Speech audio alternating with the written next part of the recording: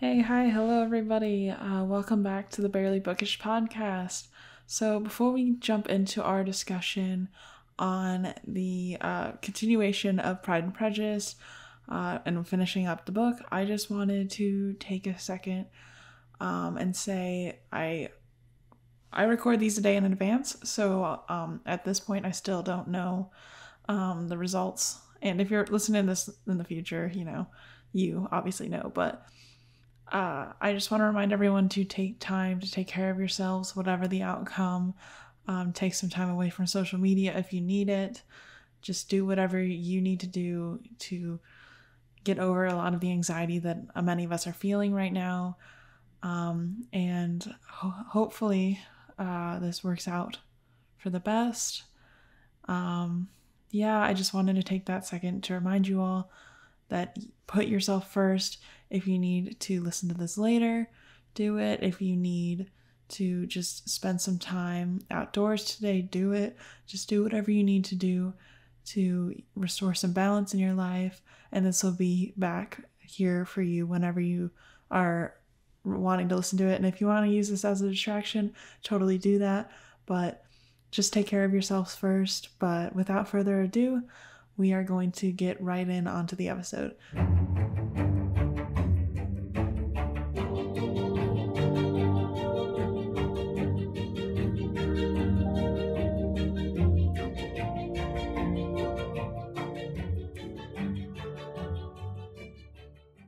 Hello, everybody. We are back and we are reading Pride and Prejudice, and I am joined by the wonderful Amanda. Hello.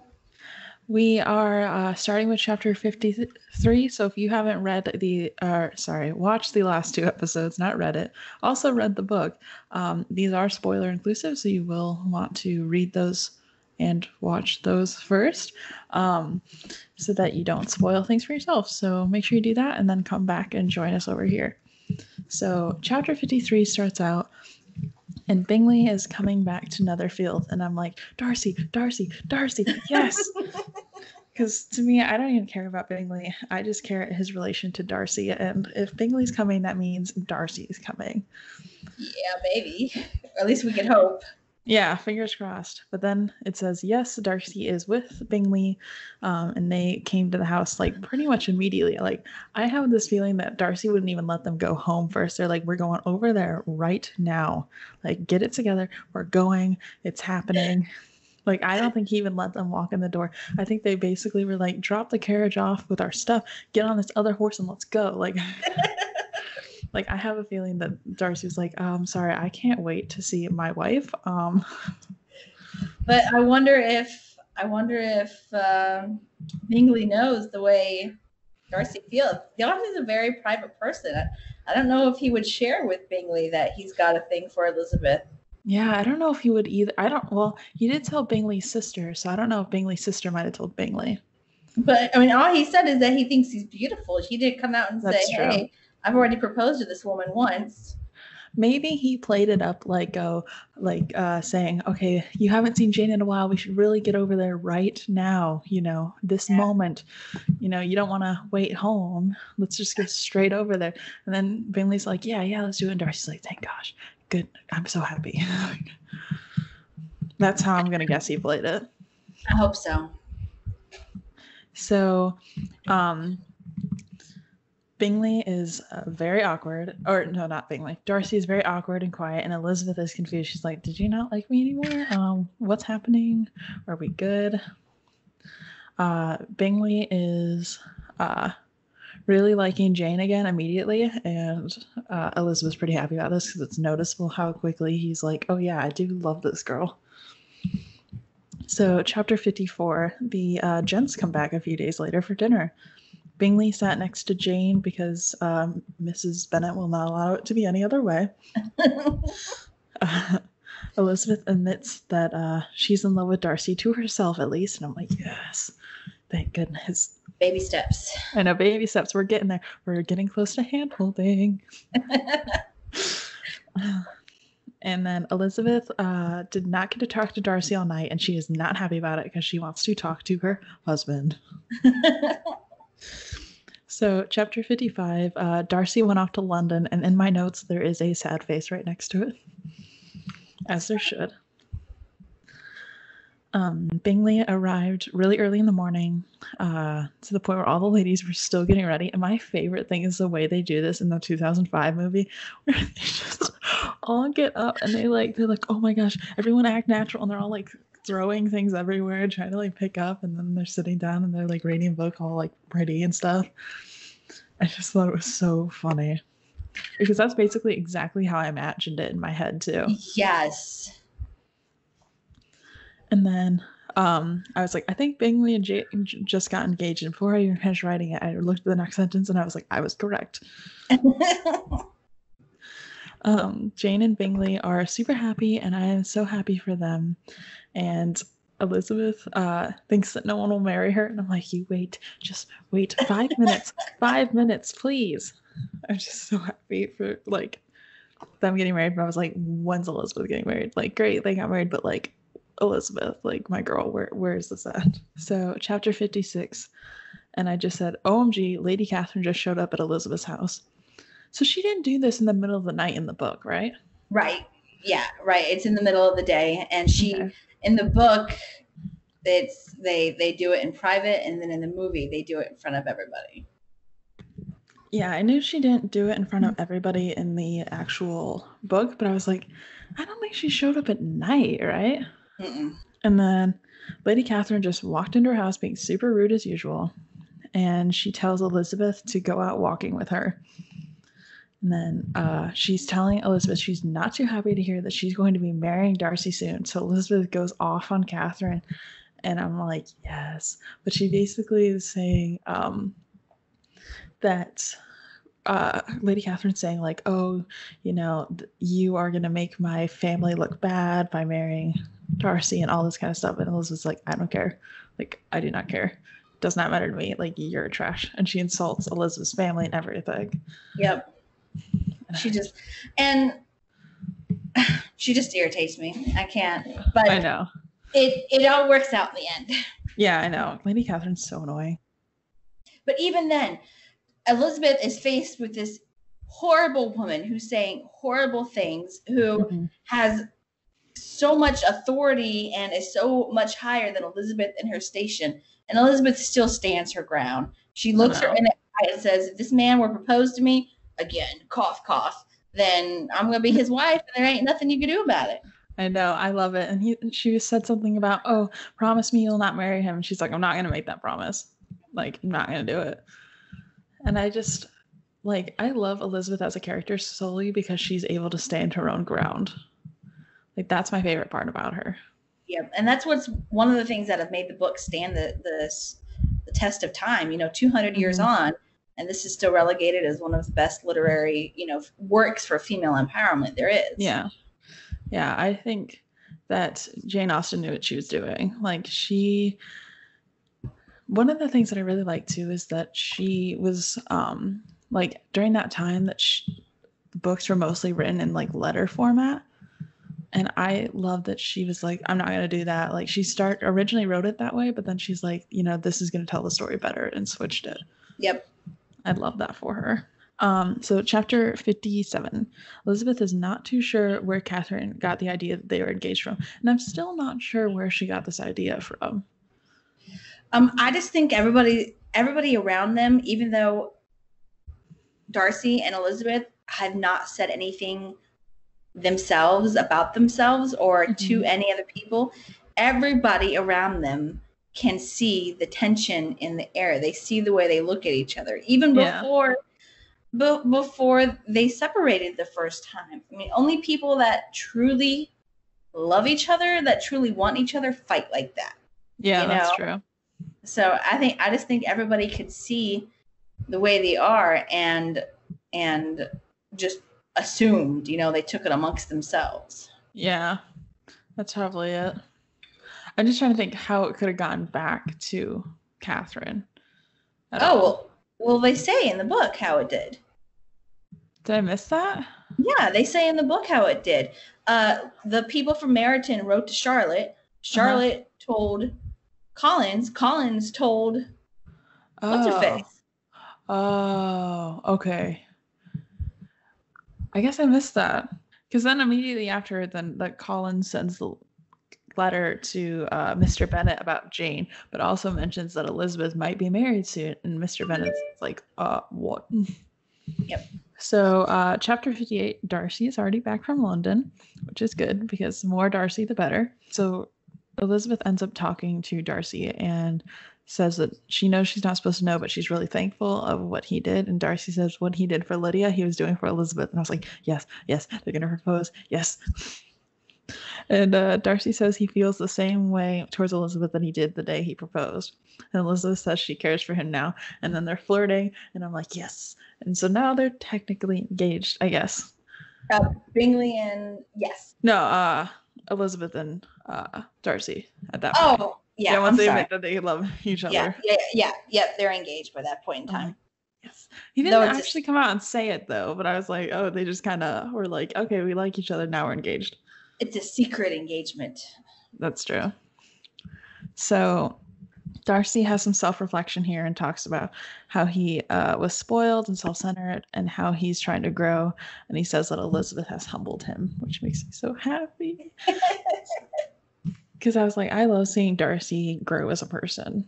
Yes. And he had the most character growth out of everybody in this book. Oh, yeah, absolutely. Because, like, he had a full character arc. He went from snobby rich boy to dreamboat, basically. And then Darcy admits that he was the one that told Bingley he was wrong and to go after Jane, which I think Elizabeth was really happy about. Yes. So, chapter 59. Elizabeth and Darcy are engaged now, but no one knows. Elizabeth tells Jane, and Jane is like, wait, what? I thought you hated that dude. Like, what do you mean you're engaged? I love people's responses. They're like, what the what? Oh, I know. I love it. Mrs. Bennet says that she's annoyed that Darcy keeps coming over and tells Elizabeth to go out walking with him again so she doesn't have to deal with him. And I was crying. I was laughing so hard when I read that part. She's like, funny. This is like, little does she know. So last walk they got engaged. So what's going to happen now, you know? I know. And they're all like, yes, please. I definitely want to go walking. I can't stand to be close to him. And I'm just imagining, like, Mrs. Bennet's like, I know this is such a toll on you. You know, I can't even imagine how this hurts you to go walking with this horrible person. And Liz was like, oh, no, the pain. The original secret relationship. Yeah, honestly. So then they go out walking, and Darcy, as he's coming back, is going to go ask for Mr. Bennet's consent. And so Darcy talks to Mr. Bennet, and Mr. Bennet's like, okay, Elizabeth, you have to come in here. And as they shut the door, Mr. Bennet's like, didn't you hate him? And so they have this entire conversation of him being like, I want you to be happy, like, you're my favorite daughter. Like, the rest of the daughters, I don't care about them. But, like, he's like, your happiness is the only one that matters to me. So, like, do you like this dude or, like, nah? So that's exactly what he says too. He's like, I don't give a crap about Lydia. She can be, I'm going to enjoy laughing at her for the rest of my life. But you, my dearest Lizzie, I need you to be happy. Yeah. And she's like, okay, but like, if you thought I liked him, would you say it was okay? And he's like, this dude's loaded. Like, you know, that's fine. If you like him, like, he's loaded. You can't really get much better than that. This chapter also has my favorite, it's got my favorite quote in the entire book. Excluding Darcy professing his love, okay, how much I ardently admire you. But when at the very end, when Mr. Bennet says, if any young men come for Kitty or Mary, please send them in. I'm quite at my leisure. That's my favorite. That's my favorite line at all. He's so funny. He's like, let's just marry off the rest of them while we're at it. I know, because basically just two of his daughters got married in like the span of 2 days. And he's like, well, there just goes my favorites, and I already got rid of the one I absolutely hate. So like, anybody taking the rest of them, because like I, you know, get them off my hair, like whatever at this point. We're having a buy one get one sale this week. Come on, girls. You think about it, his youngest daughter basically just ran away and did an elopement with some poor guy, and then his eldest daughter is like, I'm gonna marry this kind of rich dude, and he's like, all right. And then Jane walks in, or Elizabeth walks in after hating this dude forever, and she goes, I'm gonna marry this billionaire. He's already proposed, and her dad's got to be like, you know, like, okay, sure. So now I have two loaded daughters, a daughter that's basically going to struggle for her entire life. I don't care about the rest of you because, everyone will be fine. So Mr. Bennet gives his consent after Elizabeth told him what Darcy did for Lydia. And he's like, all right, this dude's chill. I'll allow it, just because he's a multi-millionaire, also that. No reason. So Elizabeth tells Mrs. Bennet, and she immediately starts going on about how lovely Darcy is. And I just the beginning, she was like, I hate him. He's so annoying. It's like she flips the script so quickly.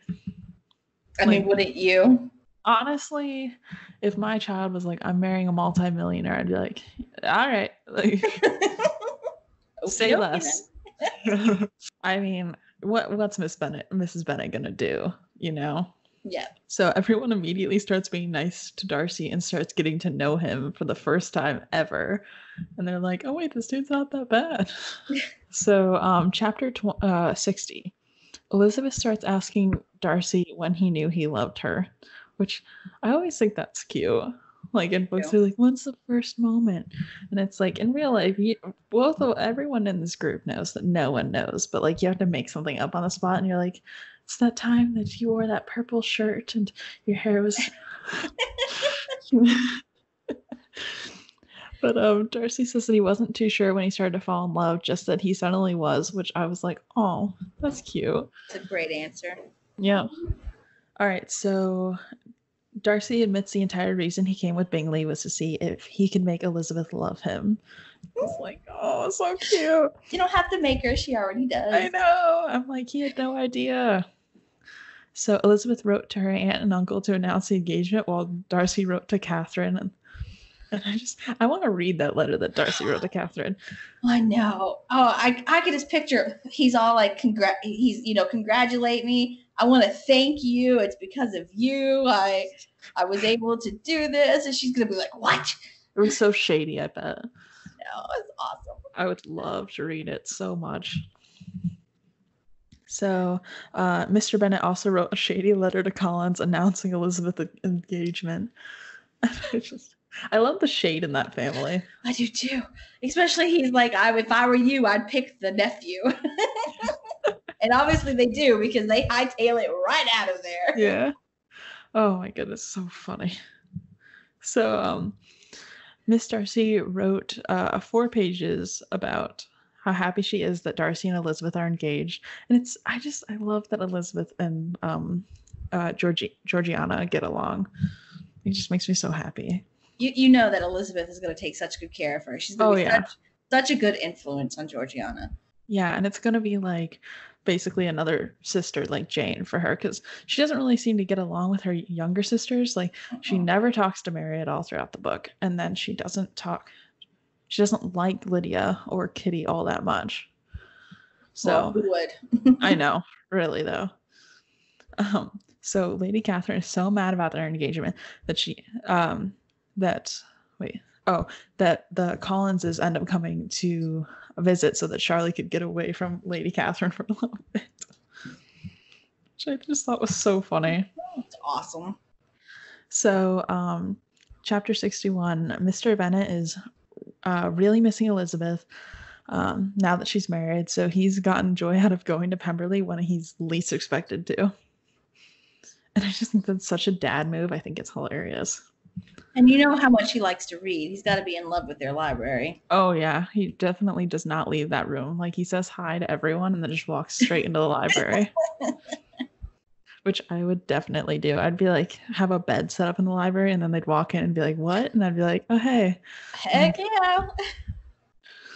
So Bingley bought an estate only 30 miles from Elizabeth and Darcy because Mrs. Bennet was trying to get on their last nerves.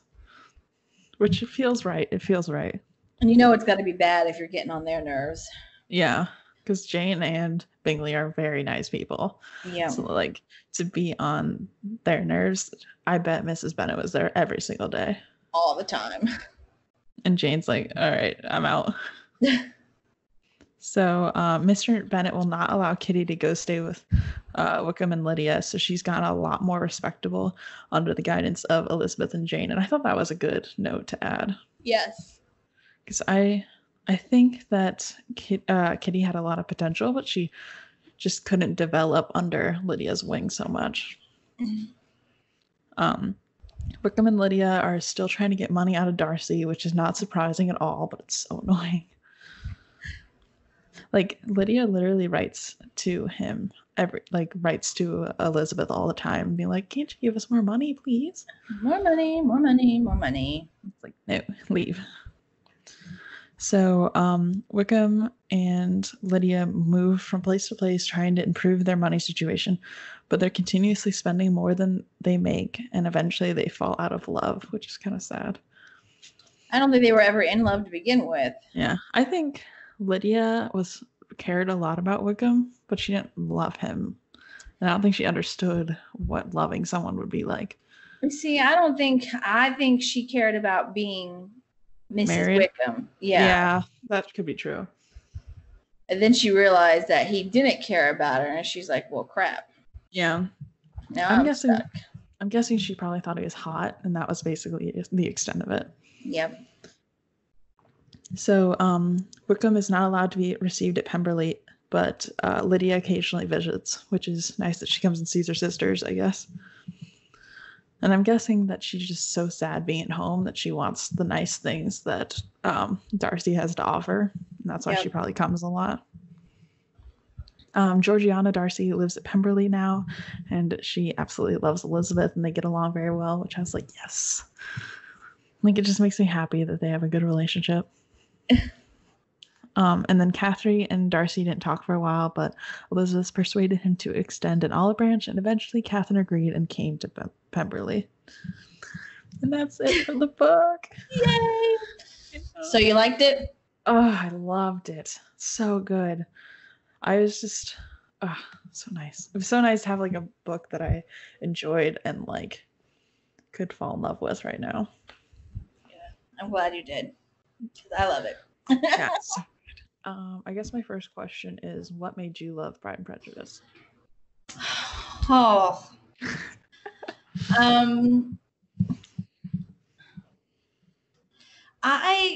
I love the emotion that's able to come through the book without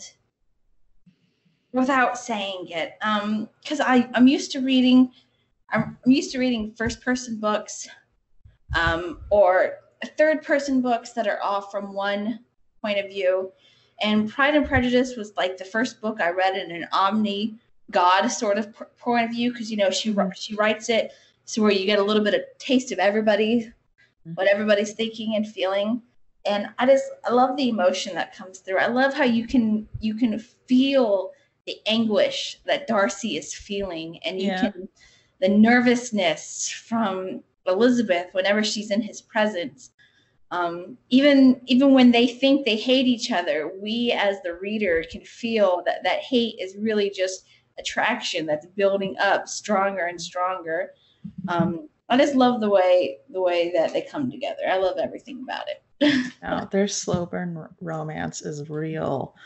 Yes, the burn is real. I know. It's one of those books that it did not bother me how slow the romance happened, because it was just beautiful the entire time. Yes.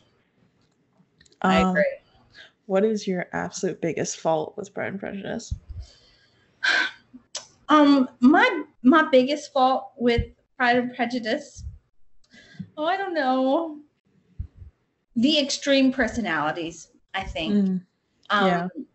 When people were good, they were super, super good, like Bingley and Jane. Mm-hmm. And when people were annoying, they were just horribly obnoxious, like Mrs. Bennet and like Kitty. I think that's really the only thing or Collins. Oh God, Collins. Collins. The only thing that really irritates me is just how far she went with their personalities. I feel like she could have pulled it back just a little bit. But I do wonder if that says something about like what she was experiencing in the world too. Maybe, most I definitely. wonder if she met like a lot of Collinses and like she did that writer thing where you're like hate someone, so you're like, I'm gonna write you in the book and then I'm gonna kill you. And just get out all that anger. That would be that's something to look in on. I may have to look into that. Yeah. What do you think of this I have not researched it, but the idea of Charlotte being a tabby cat. I don't think of Charlotte as a tabby cat. Now I certainly think that there was more to her than meets the eye. Mm-hmm. I mean, the way she handled Collins was just fantastic. Yeah. She was super manipulative, and that is not something that you would expect from her from the first few sights we had of her. I definitely think that maybe she was a lesbian. But yeah, I don't know about a tabby cat. I have to look in to see what that was about. Yeah, for some reason, the rewrite that someone pitched was that Elizabeth and Darcy don't end up together, and Charlotte is a tabby cat. Now, I have read one rewrite that was dirty. It was meant to be dirty though. It was a play off of Pride and Prejudice,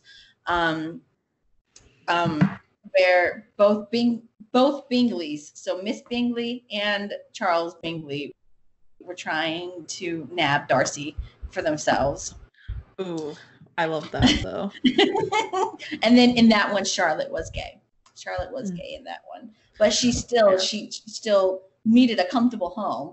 So she still took Mr. Collins, but while he was outside puttering around in his garden, she was inside puttering around with the neighbors, if you know what I mean. Ooh, we love to see it. Honestly, I feel like Charlotte deserves it. I can see it. I could get behind it. It would explain why she waited so long to get married. Yes. Because she's like, I have all these other people I'm interested in. I mean, go Charlotte. Like, I would read that book. Like, just Charlotte's life. Yes, most definitely. Going off of that, do you wish there was something that you would have, there's something that Jane Austen would have developed more? No, I do wish that when they were, at Pemberley together, that the letter would have come a little bit later. I would have loved to have watched her interact with, like at a family dinner or something. I would have loved to see everybody interact together. But no, there's nothing of that. I really wish she would have filled out more. It's hard for me to think about changes when it's done. It's one of my favorite books. Even there's a whole Abigail Reynolds writes Pride and Prejudice variations. So it's not a sequel. It's what if this happened?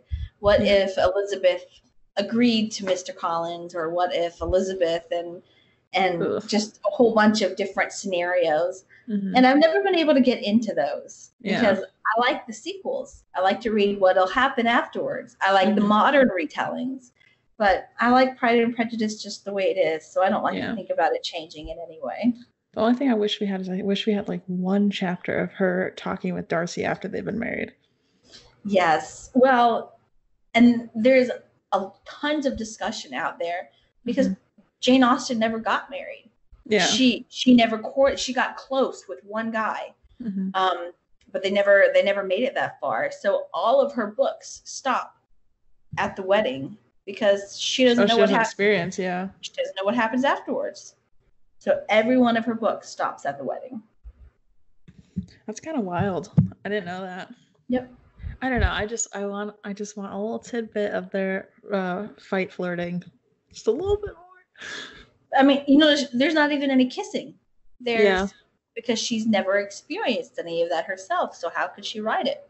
Yeah. Apparently, she the kiss ending that's on the 2005 movie, it did not resonate well with the British audience, so they changed that ending when they released it. Yeah, that's one of my I didn't write it down, but I did remember reading that. I did not know that. Yeah, I was like, that's so weird. That I guess that ending just didn't sit well with them because that they don't kiss at all during Mhm. the actual book, so the audience did not like it. They Oh. wanted the tension. But I thought that was kind of wild that they changed that ending. Yep, I didn't know that. I didn't know that either. Oh, and then so according to Wikipedia, which is not a good source, but I used it anyways. So the Pride and Prejudice is actually incredibly well received when it came out, which is like something you don't really see in most classic literature. Most of it gets popular later, but Mhm. it's actually well received, and her entire family actually liked the book. But Charlotte Bronte, which is I think how you say it, Mhm. she apparently did not like Pride and Prejudice at all. Yeah, she said something about it being like, uh, my understanding of kind of what she said is basically she said it was kind of stuck up. Well, she doesn't know anything anyways, so who cares about her? I haven't read any of her books, to be honest. No, I have. I mean, I've read almost all the classics, but Yeah, no, she's wrong because Pride and Prejudice is amazing. mood. I feel that. And then the scene where Bingley practices proposing to Jane was completely improvised. Was it really? Mm-hmm. Oh, I love that scene too. And he did such a good job playing Bingley. I think Yeah, I think so. I love. I do not think they could have cast that movie any better if they tried. Yeah. Is someone coming in behind me again? No. Yeah, I think that the whole casting is just perfect. Yeah, I think so too. I think they did an absolutely fantastic job. Like, I wouldn't change anybody. Like, even the person they had that played Charlotte did really good. Yes. Oh, I like that actress in real Yeah. life too. I've never seen her before. Now, did you know that during that movie, Keira Knightley had just, and I don't remember the name of the movie, but she had just finished filming the movie where she had like super super short hair, and so she's got a wig on this entire movie. Mm-hmm. And it cracks me up because you could see like in all the scenes where her hair is up like at the base of her neck, you can see the little hairs coming out from her pixie cut. Oh my goodness. It cracks me up. I didn't know that. Next time you watch the movie, you'll look for it. You'll see it. Yeah. It cracks me up the whole movie. I got Keira Knightley and Kristen Stewart mixed up in my head for like half of the movie. And then I was like, wow, this really is like, they have a lot of like good energy together, her and Darcy, like, so they play really well against each other. And it's like, I remember that being my big thing with Twilight, is because Kristen Stewart has no energy with Robert Pattinson. So I was like, oh wow. And then I was like, well, I'm a moron. This is not even Kristen Stewart. This is Keira Knightley. Like, I don't know how I got so confused. Now, have you seen her in not Pride and Prejudice? Have you seen her in Pirates of the Caribbean? Yes. Yeah, I have. I love. Yeah. She's just such a good actress. But yeah, she's good at like play fighting with people on screen. She has to be good at that in real life because she is like exceptionally good with that enemies to lovers. Yes, she is. I like her a lot. But I don't know why I got her and Kristen Stewart confused. I think it's just because right now, Midnight Sun is so popular that there's all these memes and stuff about it. I have not read it. I don't think I'm going to. No, I'm a Potterhead all the way. I just couldn't jump on the Twihard books. I read them as a kid, but I remember parts of them being problematic, and it's like now that I'm an adult, and like people are gonna come at me in the comments for this, but I don't like to read problematic books. Like Edward stalked Bella, and I'm not okay with that. No, I'm the same way. I started reading the series, and people are like, "Oh, these guys, the male characters were lauded for like being the best alpha males, and it's so great." And this is an internationally best-selling series, right? And I got like in a chapter 2, and I'm like, "What you're considering alpha male behavior, I'm considering assault and kidnapping." Yeah. So I'm not. I just couldn't do it. I couldn't do it. I I made know it my about biggest shame. what? At like the ripe age of like 12 when I read this, I was Team Jacob, and I will be honest, because Jacob's way worse than Edward is. The only reason I was Team Jacob because Taylor Lautner is absurdly hot. Oh, God, he's gorgeous. But on that note, have you seen Robert Patterson lately? Not lately. Like, he has aged well. Really? Yes, ma'am. People are mostly pulling up him from the old interviews he did and like sharing them on like TikTok and stuff like that right now. So I haven't seen him lately, but oh no, yeah. He's aged well. His hair is a little bit longer. He's a little bit scruffy. He's looking good these days. Because I was certainly not a fan of him, and I mean, he's so pale and skinny, and Twilight Robert Patterson was not my deal. Yeah, no. I just think, how could you even look at him when Taylor Lautner is standing right there? Like, preach. we like the dark-haired boys. I did not realize I had a thing until I'm like Darcy and then Kylo Ren. Yes. Love Kylo Ren, which is basically Darcy in the sky. Yeah, literally. That was just a TikTok. I almost sent it to you. They said that Kylo Ren is Space Darcy. Yes. Yes, he so is. It made me laugh so hard. I'm going to have to tell that to my husband. Yes. Text him right now. No context. Space Darcy. Space Darcy. Absolutely. You can kind of see it because he kind of trails after how did I just forget her name? Rey. There we go. He trails after Rey like she's Elizabeth in the same way. They fight, and the more they fight, the more they fall in love. He proposes to her in the middle of the series. She declines. And then by the end of the series, he has switched sides, and they make sweet, passionate fighting together before. Oh my God. It is Pride and Prejudice. It is. It's Space Pride and Prejudice. Oh, man. My mind has been blown. You're going to rewatch it, and you're just going to be like, Kylo equal. There's no need to rewatch it. I'm a big Reylo fan. Let's just put it that way. Yeah. Adam Driver is just beautiful, so. Oh.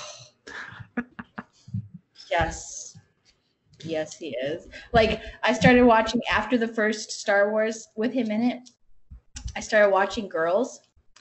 And it got to the point where by like season 3, I was no longer interested in Girls, but I was interested in Adam Driver. So I'd like fast forward to the episodes until Adam Driver came on. That feels right. Love to see it. So what is the wildest remake for you? Oh, okay. Besides Star Wars, apparently, no. Besides Star Wars, apparently. Well, if we're talking Pride and Prejudice remake, are we okay? Let's get specific. Are we going book, TV show, or movie? Let's do movie. 2005, for sure. Yeah, the 2005 with Matthew McFadden, who is a fantastic. Wait, so that's your favorite remake? Yeah. Okay. That's my favorite remake. Now, speaking of Matthew McFadden, have you heard him read Pride and Prejudice? No. He doesn't audio the entire book, unfortunately, but there's a clip out there with him reading Pride and Prejudice for about 15 minutes. I need that. Oh, you do. You need that in your life. It is just his deep voice reading. Look at me. I'm getting all worked up. It's just too good. It's perfect. You need it in your life. What's the remake that you just think is the weirdest version? Oh, God. I don't know about movies, but I certainly have books. Mm-hmm. I thought the Pride and Prejudice and Zombies, while fantastic, was weird. The first time I saw, I'm like, what? Like, how could you desecrate my Pride and Prejudice like that? Yeah. You know? There's a Bollywood Pride and Prejudice that's really cool. I'm not answering the right question. The weirdest, I'm gonna have to go with probably Abigail Reynolds adaptations, because I really don't like it when they mess with the original storyline. That's the one. Yeah, that's the one where she changes things. She's got a whole series of what would happen if this, what would happen with that, what would happen, a little bit of this, a little bit of that. So she's got a whole series where she changes the plot line. And I just think the whole thing is weird, because Pride and Prejudice is perfect and it should not be messed with in any way. The Pemberley variations, that's what they're called, the Pemberley variations. Okay. All right, I'll have to look at those. So those are my... Though, to answer the same question, there is a 50 Shades of Darcy. What? So it is a play on 50 Shades of Grey and Pride and Prejudice. Oh my gosh. It is exactly what you're thinking. Is this like a fan fiction, or is this a published book? No, it's a published book. Oh. It's on Amazon. Yeah, it's a published book. And its reviews are in the 3s, but that's because there is no middle ground. People either adore this book or they hate it. And I think for you to adore it, you have to be a fan of both 50 Shades and Pemberley. Yeah. Pride and Prejudice, that's the word I'm looking for. Yeah. So yeah, people either adore it or they despise it. I liked it, but it was... I'm guessing you go much more than hand holding. Darcy with a riding crop is an image you'll never forget. Oh my gosh. Yeah. It's like, wasn't it? I'm just trying to imagine, like, you go, hey, what if we had Pride and Prejudice, but like, yes, a little more. Yes, that's exactly what it is. Oh my goodness. I am curious, but I've also never read 50 Shades of Grey. I won't get started on 50 Shades of Grey. But yeah, so that's a weird one. I just feel like I kind of want to know. Like, I don't know if I actually want to read it, but like, I'm curious. So now Goodreads has a whole list. They've got, the Goodreads list of stuff. They've got a whole list of the best Pride and Prejudice variations and sequels.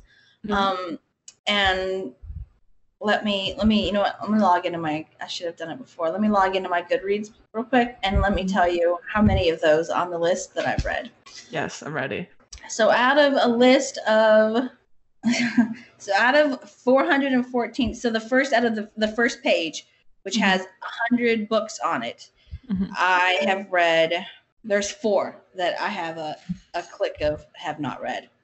So I have read quite a few of the variations and I love everything that has to do with Darcy.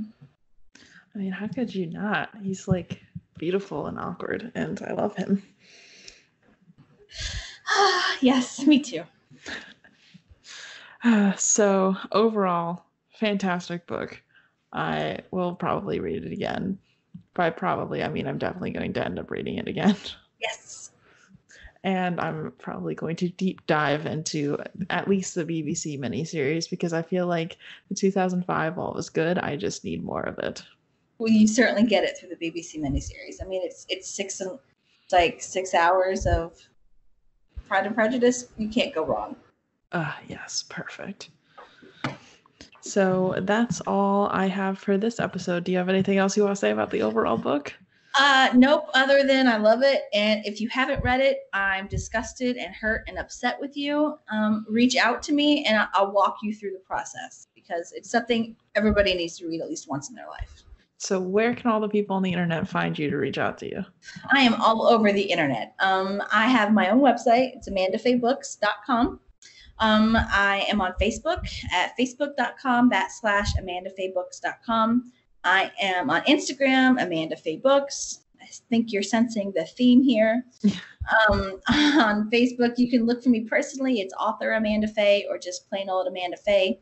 And so I'm on BookBub, apparently. I found that out recently. I'm just everywhere. So nice. You can find me everywhere. Perfect. Well, thank you so much for joining me for this episode. My pleasure. Thank you so much for having me. And bye, everybody. Bye.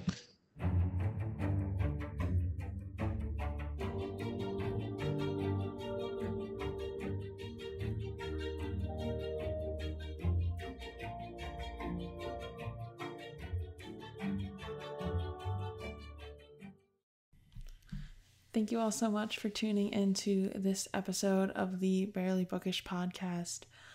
If you want to find me anywhere, I'm at Barely Bookish on basically everything, or you can go to barelybookish.com /connect, and it'll have all the links to everything, so you can find me on there. Our logo was made by my little sister Sarah. The theme song is from freepd.com, and it is by Raphael Crux.